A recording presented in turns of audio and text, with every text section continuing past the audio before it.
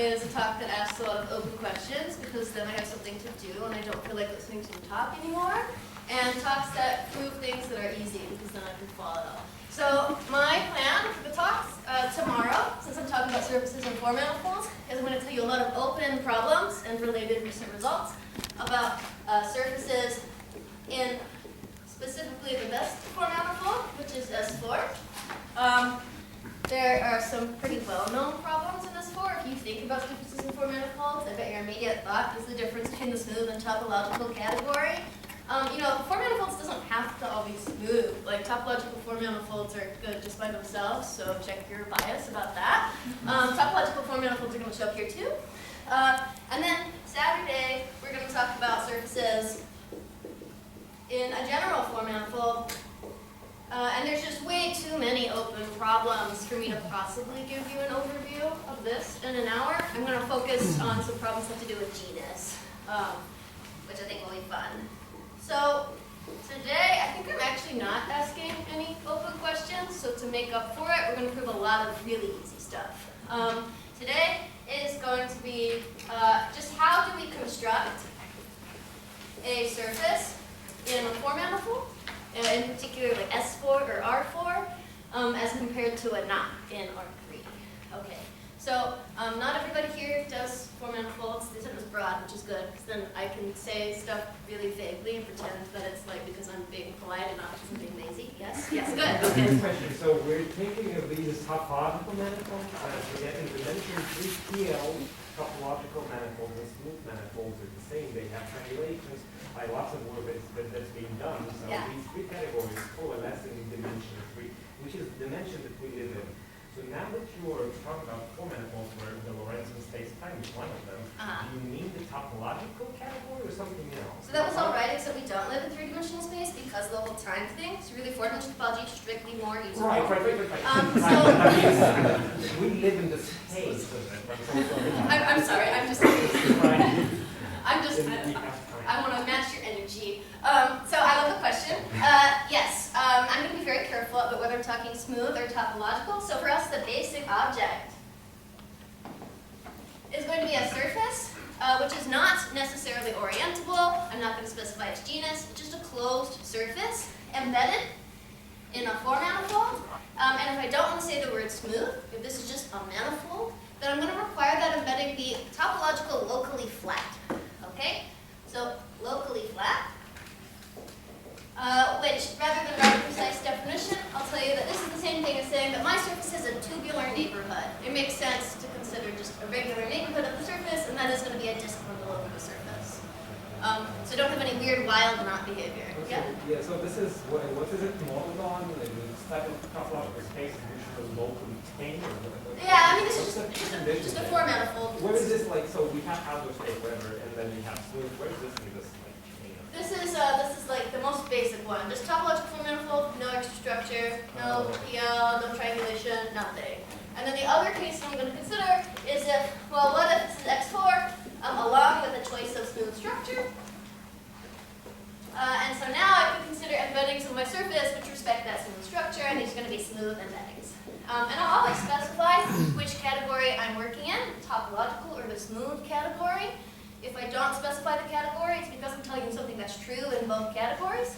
And we don't need to really consider things in between, locally flat and smooth. In higher dimensions, there is something in between called PL, piecewise linear. In dimension 4, if something is locally flat and PL, just not to make that very precise, but for the most part, that is the same thing as smooth. We don't need to make this distinction. Okay, but just for today, because I want to talk about diagrams of surfaces and actually give you some concrete examples. Everything today is going to be in the smooth category. And the reason for this is if I'm going to draw you a diagram of a surface in a four manifold, then that needs to be a very specific surface, not an abstract one, that I really understand where every point of that surface is in order to talk about giving a diagram, right? So I personally do not know any construction of a surface in a four manifold which is not smoothable. So I want to make that clear. Of course, there are a lot of surfaces in four manifolds that are not smoothable. This is very different, a locally flat embedding. Every time, every theorem I personally can think of, is like, oh, there exists a surface that is locally flat. Either that surface obviously smoothable, or the proof was not constructive at some time. So I can't give you any real example of a locally flat surface that isn't smoothable, even though you can prove they exist. All right. So I'm going to focus on the smooth category.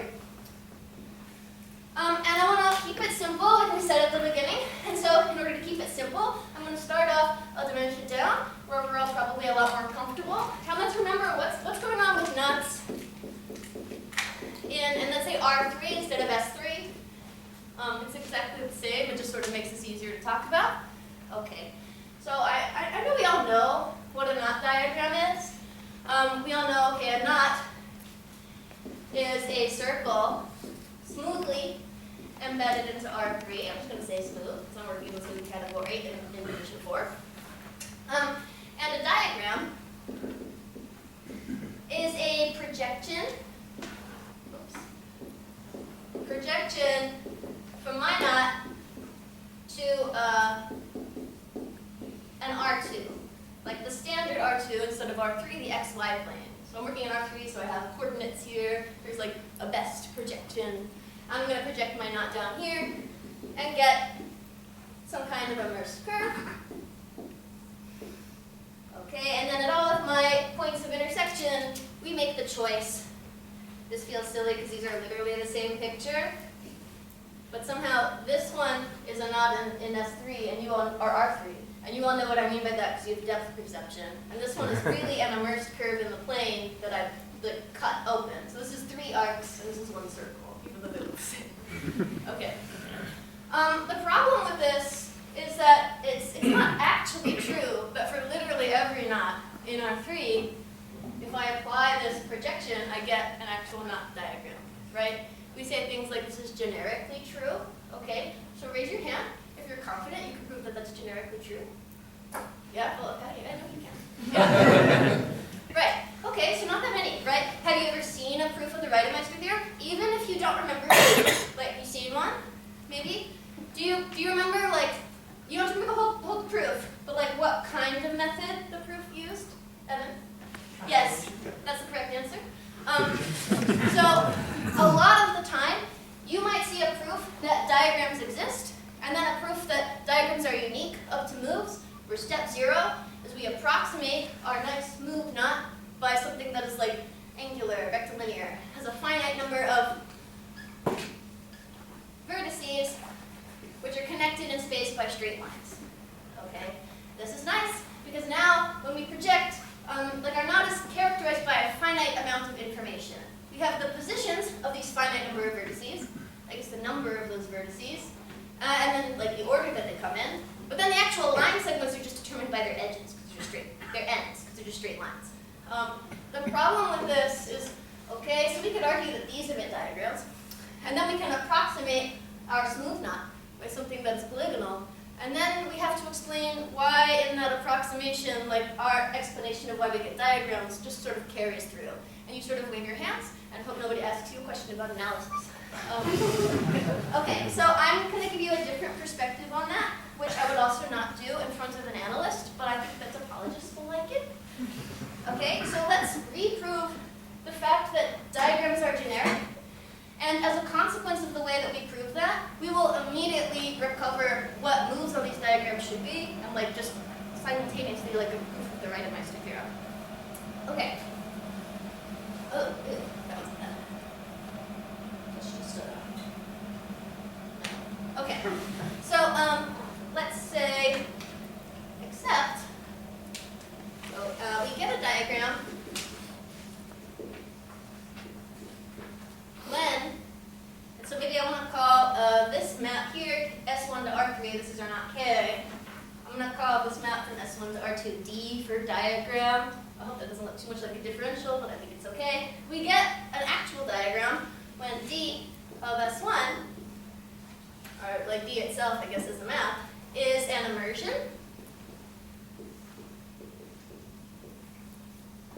We want it to be the case that at every point in our diagram we really have a tangent vector. We don't ever want to have some point in our diagram that looks like this, for example. We also want to know that no more than 2 points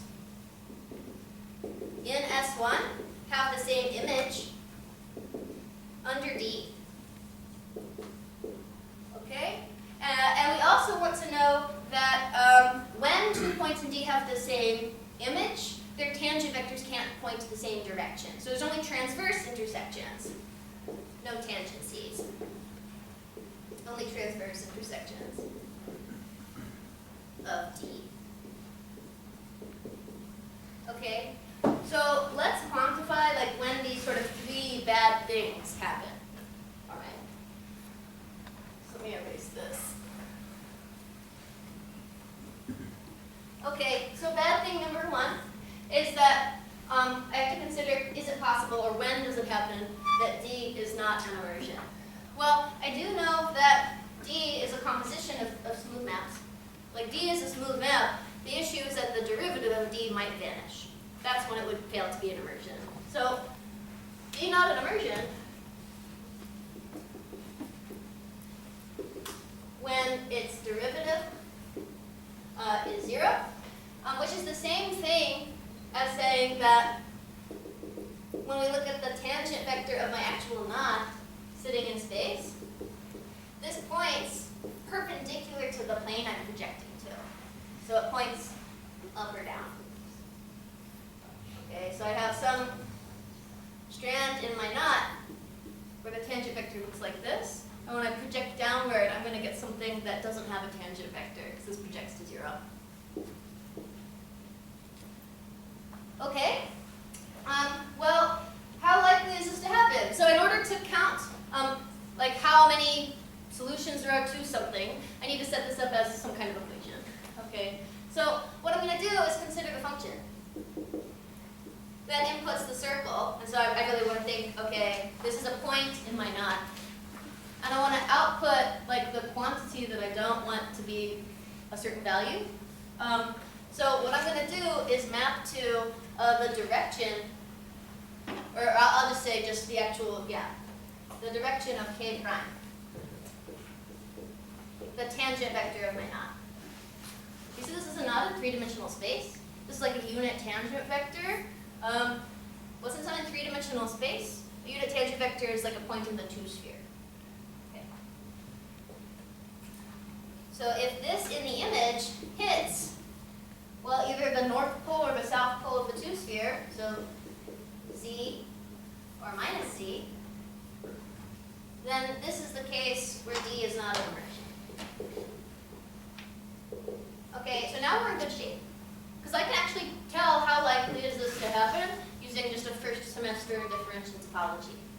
Because what I have here is a smooth map from the circle to the two-sphere. And I'm asking how many points do I expect to be in the pre-image of 2 points in the two-sphere, right?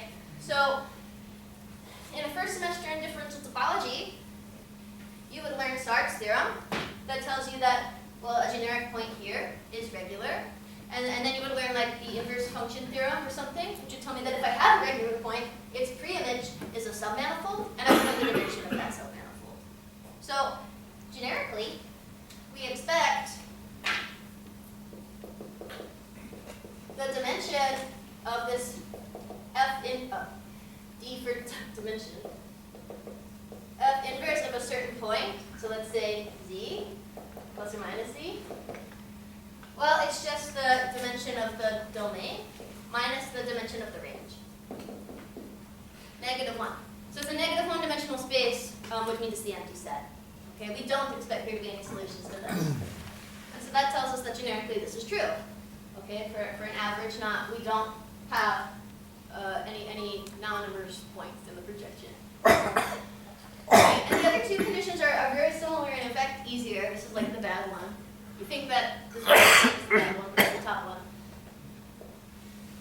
Because, well, what happens, or like how do I quantify what it means that more than 2 points in my circle have the same image as me, right? So let's say I have multiple points, x1 through xn and d, or in S1. And they all have the same image. Okay? So I'm going to figure out how many points I expect this to happen for. Well, what I can think of is if I want to measure the space of all n-fold intersections of D, I'm going to consider a function, I'll call it f again,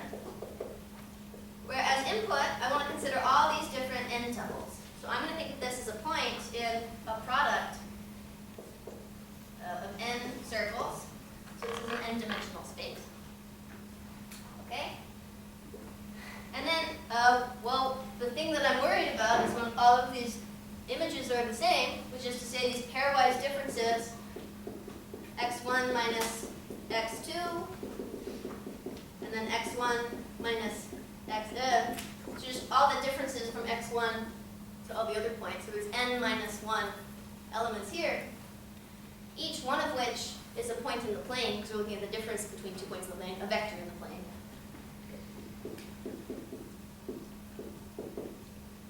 When this has a 0, that's when I'll have an n-fold intersection, right? So the space, so this is the space of n-fold intersections in my diagram. Well, it's the dimension of f inverse of 0. And again, now I've written this as a nice smooth map of manifolds, and I know generically the pre-image of a point is going to be a submanifold, where it's the dimension of this space, n, minus the dimension of the image, or the range. So 2 times n minus 1, which is just 2 minus n. Okay, so for 1 and 2, you see it's good, right? Yeah, so for 1 and 2, like, okay, well, 1, of course, that's obvious. Points have to go somewhere. 2, we really can't avoid having double points, no surprise. But once we consider triple or higher, the expected dimension of that set is negative, which means that generically there aren't any. Okay, so empty. Okay, I am going to erase my projection. I have very large handwriting because I can't see. So this is for me more than you. This is what I need. I don't know why I say things. Okay. So finally, so this is the part that's about inversion. Yeah. What about the diagonal in your course? Yeah, I was kind of just like ignoring that. Yeah, it's it's low, it's high codimension, so it doesn't matter. But just you're not an analyst in this talk. Then you put that away. Hung up on the negative dimension of manifold. If you do Hager-Floor homology, though, that's okay. Well, Yeah. we can do that. But I mean, this is a consequence of Sar's theorem. Is it like a separate thing, or the one dimension is greater than the other? That's separate. Yeah, I mean, you're right. If one dimension is less, I mean, really, you're right. If it's Sar's theorem, I guess the point is if it's less here, then it's just like, on average, the image is empty. But I don't know. I liked writing 1 minus 2, so that's how it is. Sorry. I mean, everything, yeah, it's Yeah. definitely thing that the image, if it has measure 0 in that space, but if you have a point, then the map could be point anything. The point, yes, it's part of the frame, it's part of the image, but that's just Yeah. yeah. And the diagonal thing, it really is the codimension. The point is that I mean, really, I care about when these points are different from each other. But I have to check that, like, I mean, then this is like an easy thing to check. If I consider the space in this manifold where some of the points coincide, which includes the diagonal, but also like there's like maybe just only the first 2 coincide, but the rest are all different. Those are all lower dimensional subsets. So their intersection with the 0 here is like even lower in dimension. So I care about them even less. Okay, great. All right. And then the last thing is what if I have 2 points that intersect in the image, but their tangent vectors also coincide? Okay, so I'd have a tangency rather than a transverse intersection. So tangency, this would be what? A point X, P, and Q in S1, where they have the same image.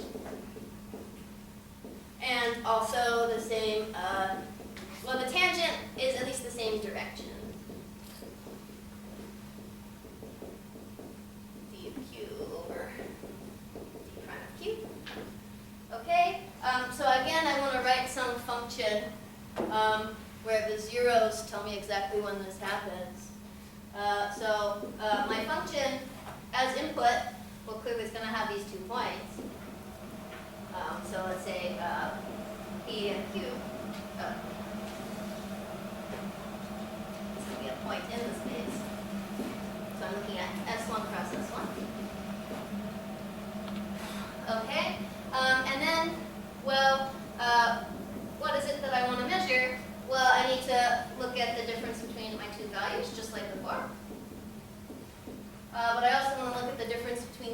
directions, just like before. This is like a combination of the two previous things. Okay, and so this is a map from S1 cross S1 to, well, this first element is a difference between 2 points in the planes. This is a vector in R2. And the second thing is a difference between 2 directions in the plane. I mean, that's like the circle. These each are points in the circle, so their difference is something in the circle. Okay, so again, what is the expected preimage of 0? Well, it's dimension 2 minus 3. I'm sorry, when you add two or take the difference of 2 vectors in the circle, you can have something of radius 1. Well, think about them in the Where is circle as two like, from? they're angles. It's the angular difference. So, You end up in I mean, a circle. the angle, It's not a the negative surface, group. the circle is an additive group. It's not an additive group. It's rotation. It's multiplicative group, Okay, right? If you add the, that's so easy. so we're adding rotations. Let's continue. Okay, let me erase this.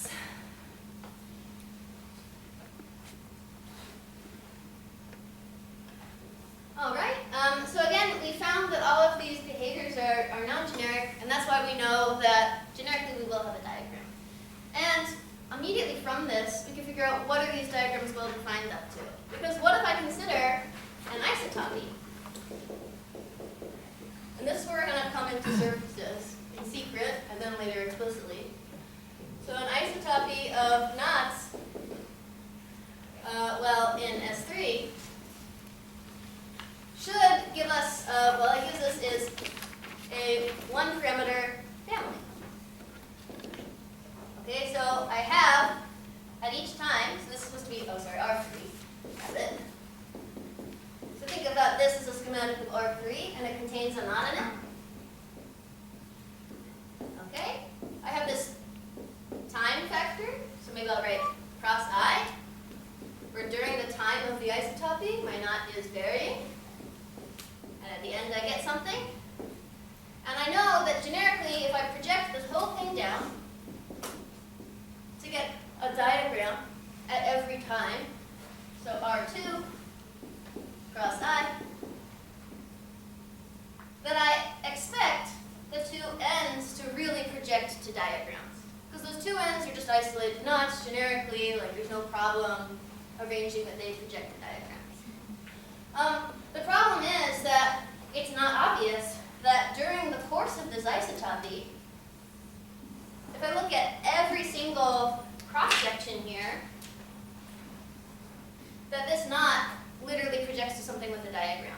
I don't have that same level of flexibility before. I can't say something like take a generic perturbation, because if I move this particular cross-section, it will move nearby cross-sections. Okay, so I have to be a little bit more careful. So instead, what I'll do is think, okay, now it's exactly the same situation as before, but instead of caring this about this behavior for a specific knot diagram, I really have a 1-parameter family of maps. dt from S1 cross I into R2. Where really, when I say dt, I mean it takes like S1 cross t, so it's a 1-parameter family. So the whole thing altogether is a function on the annulus, and each dt is a function on S1. Okay. This is 1-parameter family notation that come from these knots kt, like this is 0, this is 1, from S1 into R3. Okay. So now I'm looking at this family dt. When is it not an immersion? Okay. Well, that's going to be when, for some t, I have a vector, a tangent vector k that points up or down, right? So I'm going to again get a function, but instead of taking it from S1 to S2, it's going to be from S1 cross I to S2. Because now I have to specify the t parameter of that point. Okay? I'm going to output exactly the same thing. And when this function hits the north or south pole, then at that particular t value,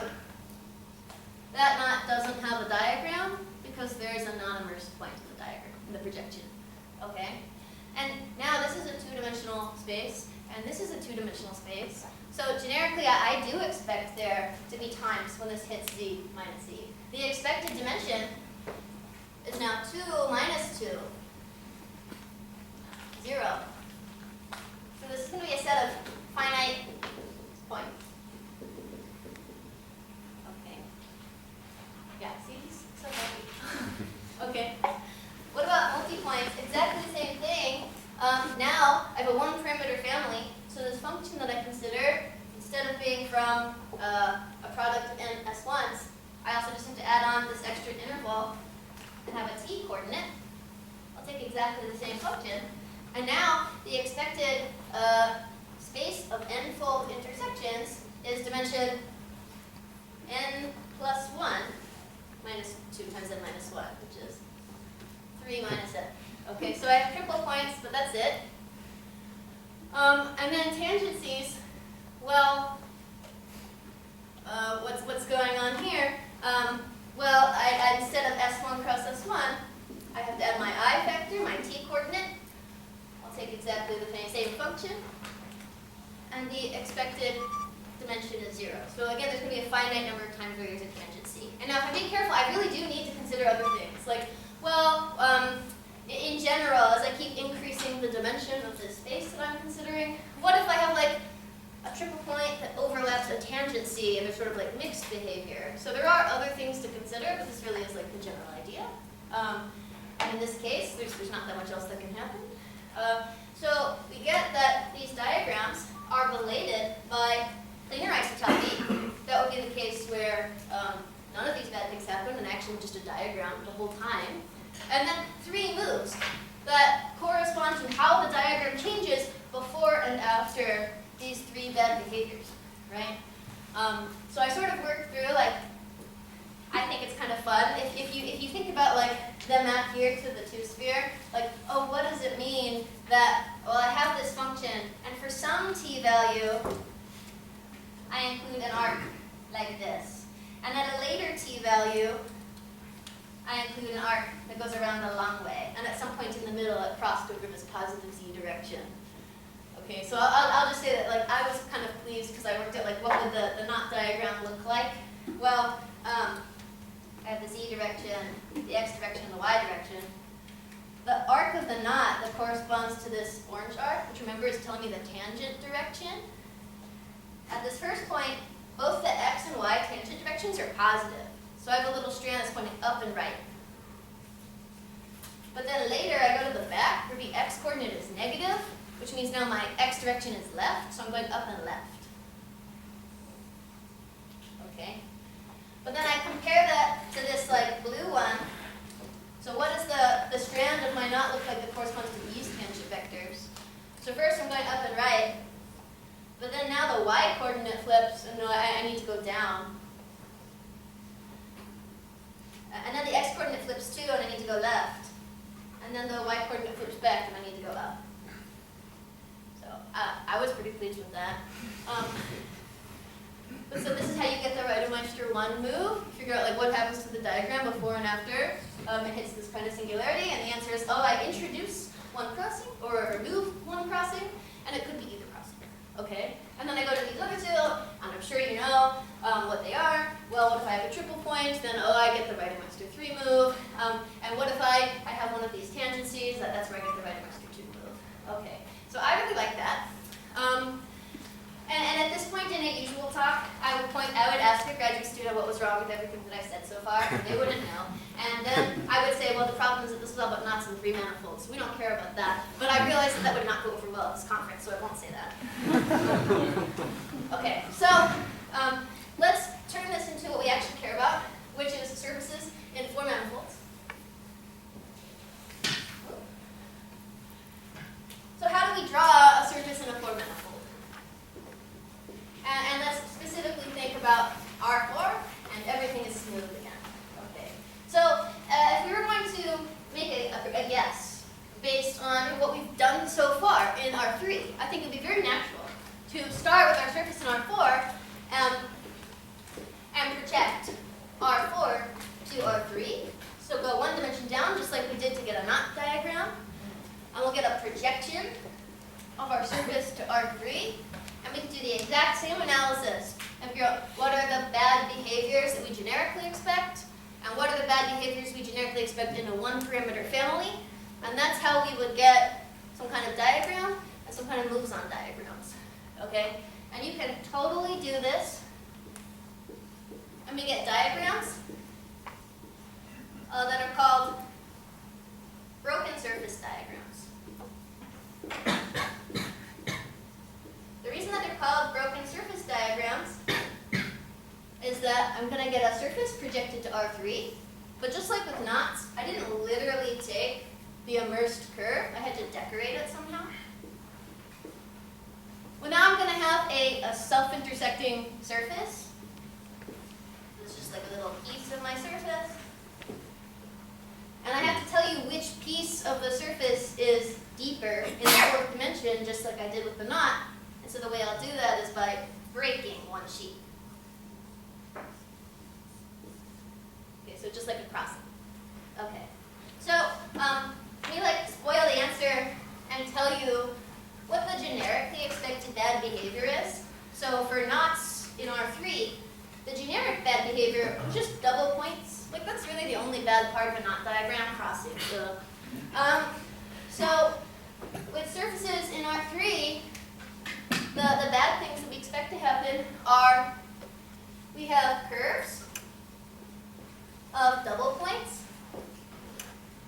In fact, that's what I just drew in this picture here. So I expect my surface to intersect itself in some one manifold, because it's two-dimensional, three-dimensional read. Can't avoid that. I also expect there to be triple points of intersection.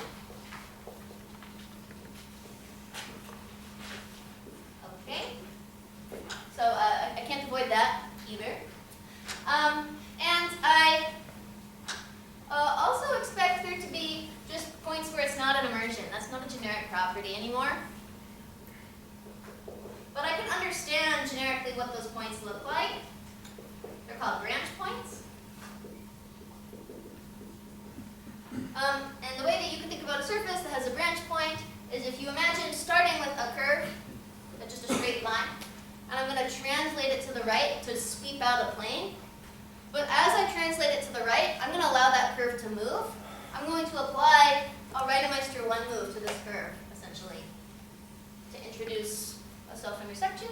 So just interpolate here a one-parameter family where that self-intersection, where that loop starts off as very small. At some point there is a non-immersion point, and to the left there's no intersection at all.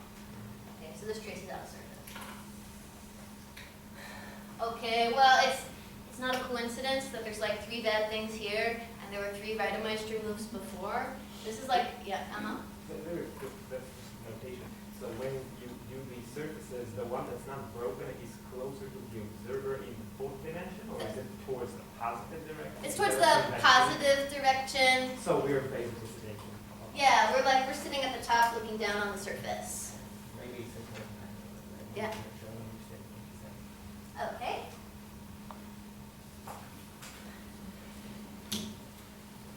So what's really going on here?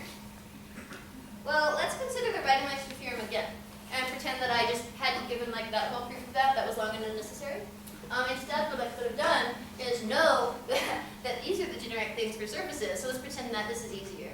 Okay. So this is the generic bad behavior. And well, how would I get the Reidemeister theorem? I would consider exactly this picture on the right. Like really, my isotopy of a knot or a link is a surface in a 4 manifold, right? Because really I have somehow that difficult. Okay, I have an annulus. Well, it should be kind of, it's non-trivial, so it doesn't hurt me. Okay, so this is an annulus in dimension 4. That's good. We care about that more.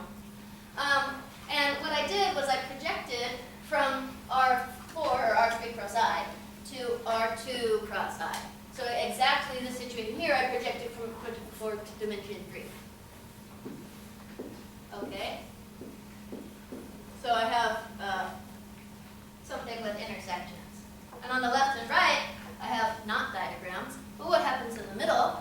be my Reidemeister moves. Well, this is supposed to be a surface. It's a generic surface projected to R3. These are the 3 expected bad behaviors. And really, what I expect is that well, this surface should intersect itself in something one-dimensional. But it doesn't have to be an immersion. So that one manifold might not be properly embedded in the surface. In fact, so the surface, I would expect that one manifold of self-intersection to have endpoints in the interior. There's no inherent reason that couldn't happen. I would expect it to maybe intersect itself. Like, no reason that my surface couldn't, like, I don't know, my self-intersections are curves in a surface. They should intersect generically, right? Curves and surfaces intersect. And it's also the case that when I look at this actual curve as sitting inside of R3 where I have this times I direction, this curve is going to have minima and maxima. Okay? So if I take a cross-section that avoids sort of critical cross-sections here, so something like this or this, then when I project these knots down, they actually have a diagram. They're immersed because I don't need any of these endpoints. And they don't have any triple points because if they did, they would meet where these intersections intersected themselves. And they don't have any tangencies because if they did, they would include these minima or maxima. So these are the generic knots. And I have these isolated times where bad things happen. And I can figure out what are the bad behaviors that I have to consider. I could consider what happens when my cross-section crosses a minimum of this self-intersection set. So min of self-intersection. Well, to the left of this minimum, there's like no self-intersection there. I would have like parts of my knot that don't meet each other in the diagram. But when I pass the minimum, suddenly there's 2 points of self-intersection. Because I meet this blue curve twice to the right of the minimum, right? So I have to do something that adds 2 self-intersections. And then a maximum is the same as a minimum upside down, where I take away 2 intersections. So that would be this move backwards. So that's the Reidemeister 2 move. Well, then what happens if I pass an endpoint of this set? Endpoint. So let's say the endpoint is on the left. So to the left of the endpoint, if I take a cross-section like this that doesn't meet this arc near that endpoint, there's like no intersection there yet. I'm just disjoint from the intersection set. But somehow when I go past the endpoint, there's suddenly 1 point of intersection.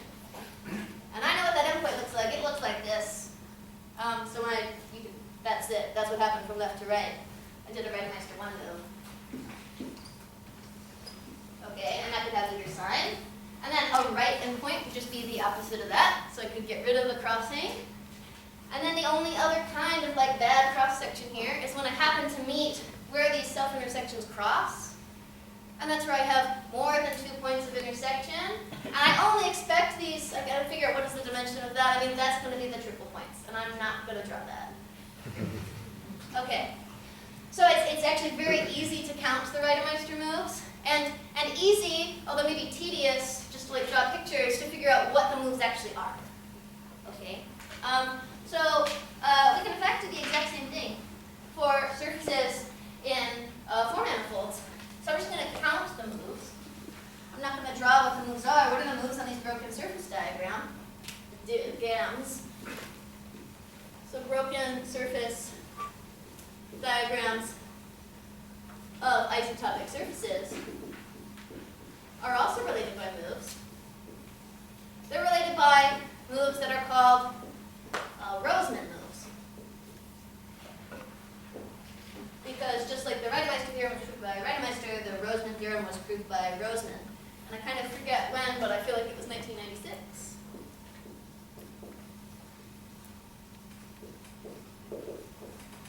So it's old, but we're getting new, okay? Like by the end, it'll be new, and definitely tomorrow it'll be like new. And I'm not going to tell you what the moves are, because these diagrams are just like inherently bad. But I will tell you how many there are, because we can count them in exactly the same way. Yeah? This is 1986, right? The Roseman. Is it 86? Is it 1986 or 1896? Sorry. Oh, it's definitely 19 something. 1996, okay. Oh yeah, I'm confident 19, it could be 86. Okay, that's what the estimate. Yeah. Dennis wasn't alive in the 1800s. Yeah. Okay. Three manifolds, yes. Yes. So we have what? It's the exact same schematic. So an isotopy of surfaces in manifolds. Like this wasn't the right dimension to draw in anyway, right? So let's just use like the same picture. So now this side is an R4, and this is cross I, and this is a surface, and it's isotopic. Okay. And to get my broken surface diagram at each time, I project to R3 at each time, so cross I. Okay. And now I have this like self-intersecting thing. Well, so this is a 3-manifold,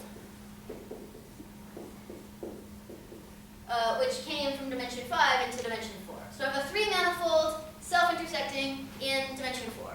What is the expected bad behavior of these cross-sections as I move from left to right? Right? I already know what I expect from each individual one, generically. But as I go from left to right, well, the problem is that, well, of course, this thing might not be immersed.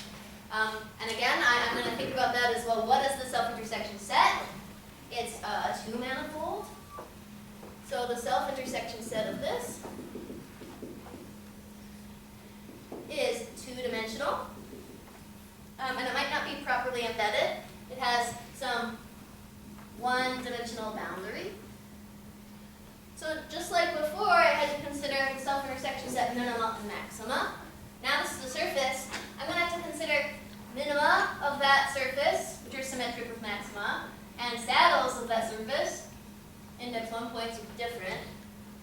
And then on the other hand, I have, well, this boundary, okay? So this boundary has minima and maxima. And I really don't want to go into Morse theory on manifolds with boundary, but when we're looking at boundary critical points, there are 2 kinds of behavior called stable or unstable. These could be stable or unstable. So there is a symmetry here. If I count these things, like minima, maxima should clearly give me the same move, but like inverse of each other. So let's just call that one move. Like how Reidemeister 2, it's just one move, even though you can add and delete crossings. Saddles are going to give me one move, they're their own inverse. These combinations do give me 2 moves if I think about the symmetry there. But it's not just the self-intersection set, because I'm expecting this to have triple intersections. Okay, so self-intersection set intersects itself. Well, okay, so this whole thing is a 3-manifold. The self-intersection set is 2-dimensional. In dimension 3, surfaces intersect in curves. That was that. So this is 1-dimensional. Okay, so again, we're going to get minima and maxima.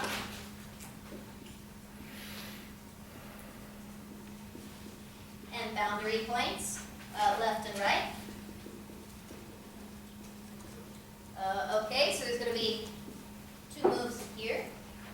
And then finally, what about self-actions and element?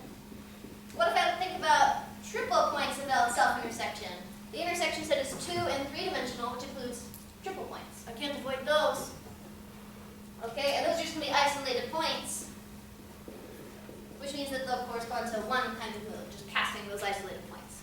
So I get that these broken surface diagrams must be related by Roseman moves, and the number of moves should be 7. And that is what Roseman proved.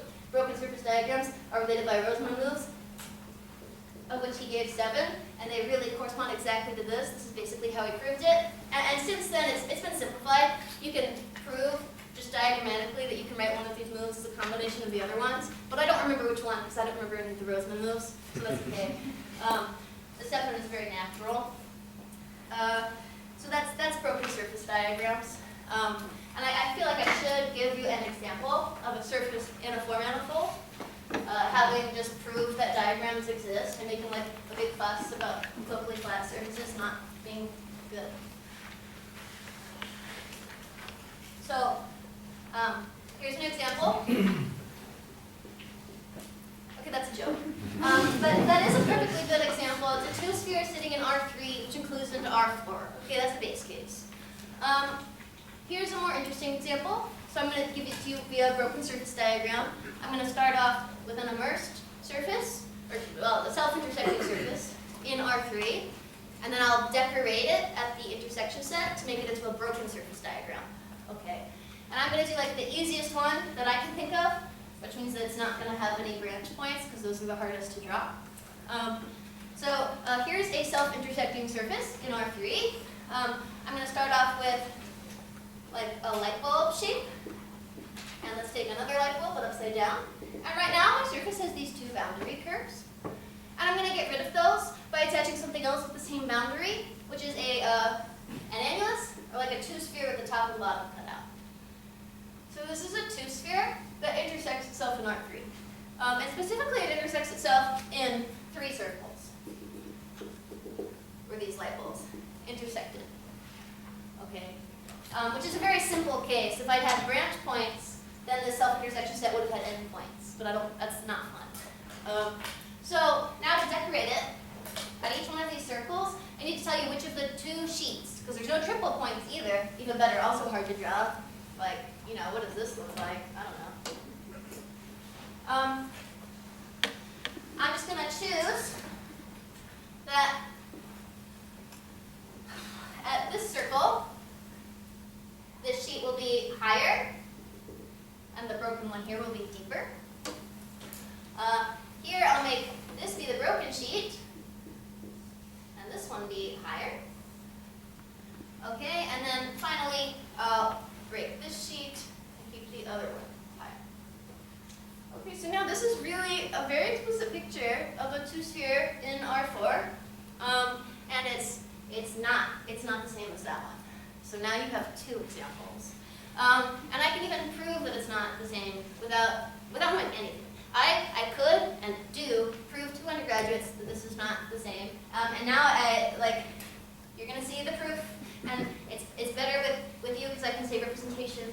But even undergraduates can prove that this is not the unknotted sphere. This is the unknot. I'm going to remind you of the best proof that the trefoil isn't an unknot, right? So do you remember that the trefoil is not the unknot? Is because, well, we look at the trefoil and it emits a diagram that is three-colorable, where there's like a red and a blue and a green strand, and it has the property that at every crossing there's three different colors visible. Or it could be that they're all one color. That would be allowed, but in this case, they're all three different. And now, if I'm going to talk to undergraduates, I explain why that is an invariant using the Reidemeister theorem, which I do not tell them is hard. For you, I can just say, and you probably, a lot of you would know this already, that this coloring is really a choice of representation from S3 minus my naught into the symmetric group on three elements. Where when I color a strand red, what I'm telling you is that the meridian to that strand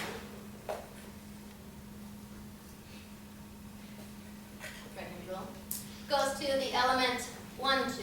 So I say 1, 2 is red. That's what red means. A meridian of a blue strand goes to the element 2, 3. And a meridian of the green strand goes to 1, 3. So by coloring every strand, that's a choice of map, and my condition that at each crossing, through all three different colors, actually makes this a homomorphism. It's a well-defined homomorphism. And it's a surjective homomorphism, which means definitely this group is not Z, which it would be if K were the unknot. So the trefoil isn't the unknot. I like that. So let's look at this diagram. Well, let's color this sheet. Like, remember, this is a broken surface. I'm really thinking about this as like a surface that I cut open into like different components sitting inside of R3. So I color this disc red. Okay, and I'm going to color this other piece blue. And I'll color this big one green.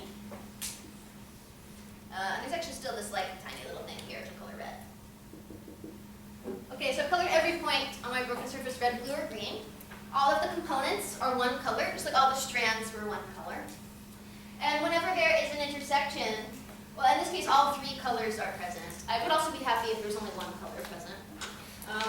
Which again tells me that really what I've done here is specify a surjective representation of pi1 of S4 minus this 2 sphere. So let's call this T 2S3, which is surjective. So the group is not Z, which I'll just tell you, spoilers, that's the fundamental group of S4 minus this unknot is also Z. So these are not the same. Okay, and this is very similar to the trefoil. In fact, in this case, this group is isomorphic to pi1 of S3 minus the trefoil. Okay. Yeah, so I have 5 more minutes. I have so far successfully convinced you that we can draw surfaces and construct them, and there is at least one non-trivial one. And in fact, now you know there's infinitely many non-trivial ones, because I can just take connect sums of these guys, just like the trefoil, that still works. I gave a talk recently where I said, see, this has one non-trivial coloring up to symmetry. So if I take a connected sum, and I have no idea what number I said, but it definitely wasn't right. And I know that because, like, one piece really told me.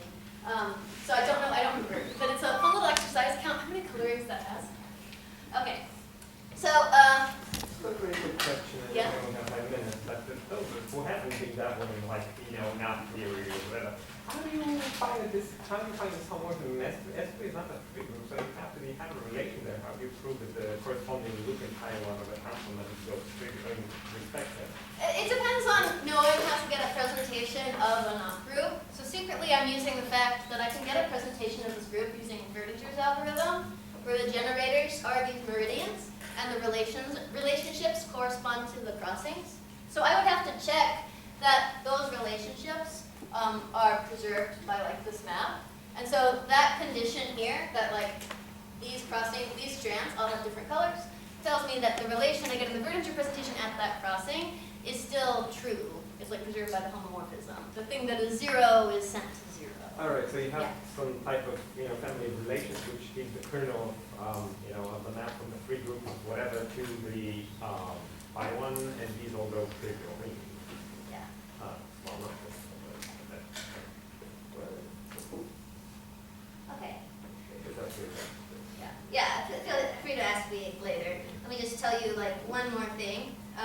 So I spent a lot of time talking about broken surface diagrams because I think they're kind of fun, and I never think about them. I don't like this. I used these in a paper recently, and I was like really proud of myself for getting over it. But typically, the way that I think about surfaces is from a Morse function. So usually, describe, and I'll just tell you what these diagrams are and the moves, because I think these are easier to understand than the broken surface diagrams. So I was kind of cool with like just telling you what the diagrams are, and then like you just sort of take it, because like, come on, like. So usually I describe surfaces using the height function on a 4-manifold, X4, which could be R4, like a standard height function, but I'm okay fixing any Morse function on my manifold. I'm going to ignore critical points. Like, I just think that if you're comfortable with Morse theory or Kirby diagrams, you're going to know what happens at critical points, and if you're not, then like, please pretend they aren't there. So I have my surface, which generically is embedded so that when I look at the Morse function on my manifold and I restrict to my surface, it's also a Morse function on the surface. Some critical points. Okay. And also generically, I can arrange so that the Morse function on my surface is in order of critical points. The critical points appear in order. So I can pull all the minima down and the maxima up and have the saddles in between. And I can use this to be a different way of describing my surface. So instead, the information that I give you will be to say, well, first I'm going to tell you what the minima of the surface look like. So I'm going to zoom in on this particular cross-section, just above the minima, but below all of the saddles and the maxima. Okay? And I'm going to give you this unlink. So let's say I'm working in R4, and this is R3.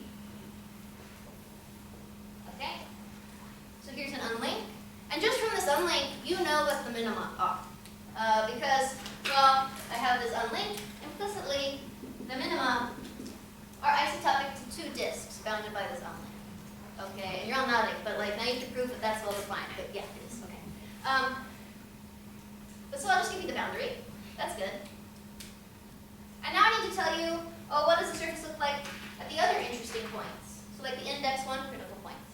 So what I'll do is take just the lowest index 1 critical point, and I'll consider everything below it in the surface. So starting at this point, there are two ways of moving downward. I could go in this direction. In this case, it looks like I could go left or right. Okay, and I'll trace out an arc that ends at these two circles. And now I'll draw that arc, but I'll thicken it up to make it two-dimensional, because it's supposed to be a surface. So let's take a neighborhood of this, and I'm going to project this downward into this R3. So just push it all down. Okay? And then finally, I'm going to do that for the remaining index 1 points. Let me sort of make this generic, since that's what we want. And generically, I would expect that if I take another index 1 point, and I look at everything below it, go down. It is also an arc that has endpoints at these circles. It could be the same circle. And again, I'm going to take a neighborhood of this arc and push it all down and get something in this diagram. And this is actually telling you the whole surface, because I told you where the minima are, I told you where the saddles were, and implicitly you know where the maxima are, because, well, the maxima, what is their boundary? It's just the result of, if I took my unlink here and I cut it open along these projected saddles, I would get another unlink. And the maxima are just bounded by this guy. So this is another way of drawing a whole surface. In R4, I could make this work in a general four manifold if I know about Kirby diagrams and Morse functions, and that's not so much harder.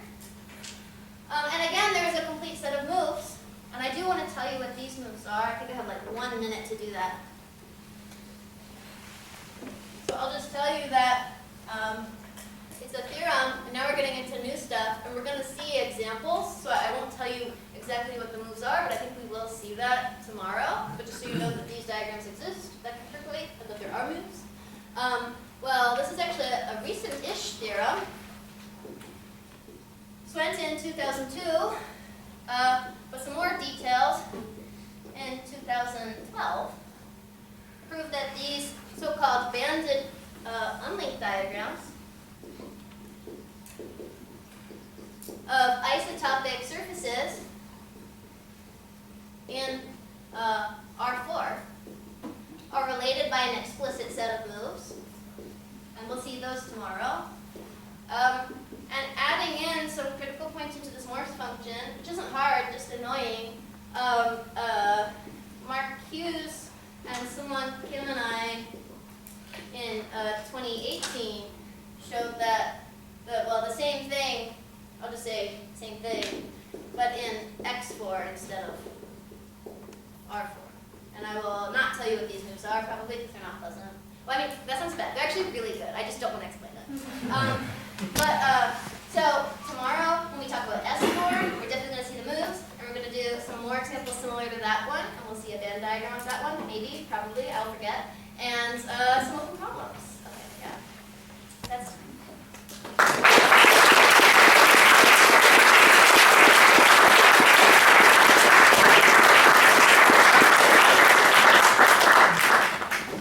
Any questions? Yeah.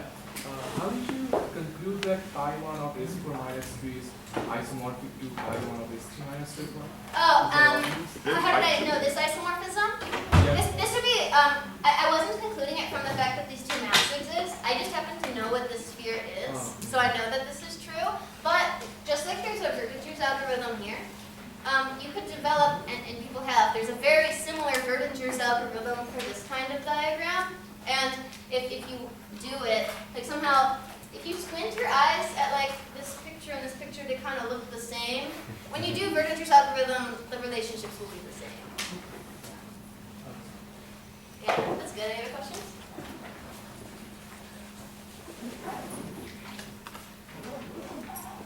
Okay, quick announcement. Lunch is right now until 1:30 in the Commons Dining Hall. We can all sort of walk over there together. I think if you just give them the name of the group we're with, they will let you in, is my understanding.